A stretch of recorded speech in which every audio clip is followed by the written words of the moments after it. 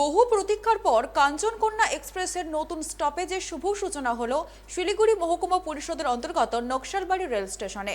শনিবার শিয়ালদহ আলিপুরদুয়ারগামী কাঞ্চনকন্যা এক্সপ্রেসের নতুন স্টপেজের শুভ উদ্বোধন করলেন দার্জিলিং লোকসভার সাংসদ রাজু বিস্তা।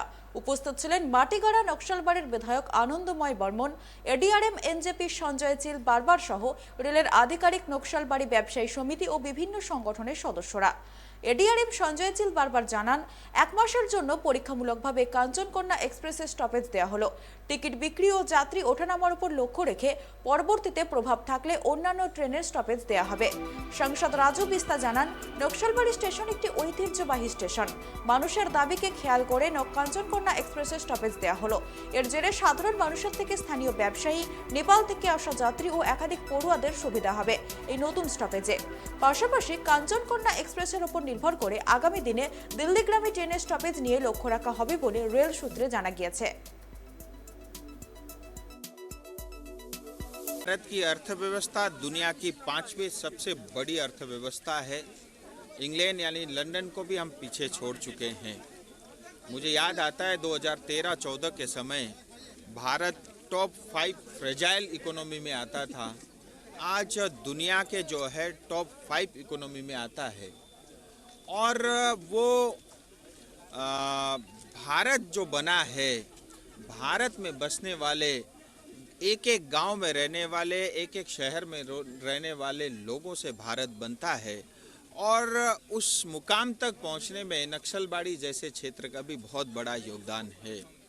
आज नक्सलबाड़ी की जनता, यहाँ के विद्यार्थी, यहाँ के व्यवसाय वर्ग के लिए बड़ा ही जो है खुशी का पल है कि पहली बार नक्सलबाड़ी में बहुत दूरी की मेल ट्रेन जो है आज पहली बार यहाँ पे रुकी है। कंचनकन्या ट्रेन जो अलीपुरद्वार से सियालदा और सियालदा से अलीपुरद्वार जो जाती आती है, वो आगे से जो है नक्सलबाड़ी स्टेशन पे, ये एक ऐतिहासिक स्टेशन है, इस पे रुकेगी। ये खुशी का पल है। और इसके कारण जो है नक्सलबाड़ी ही नहीं, खोरीबारी हो, पानी टैंकी हो, और मिरिक, खरसियांग और आसपास के जनता के लिए अब ट्रेन में बैठने के लिए उनको दूर जो है एनजीपी या सिलीगुड़ी जाना नहीं पड़ेगा। हाँ, ये एमपी साहब राजू बिस्टा जी और यहाँ के जो लोकल जनता की जो डिमांड थी, तो कलकत्ता जाने के लिए यहाँ से ये कांचनकन्या एक्सप्रेस को अभी 2 मिनट का स्टॉपेज दिया गया है।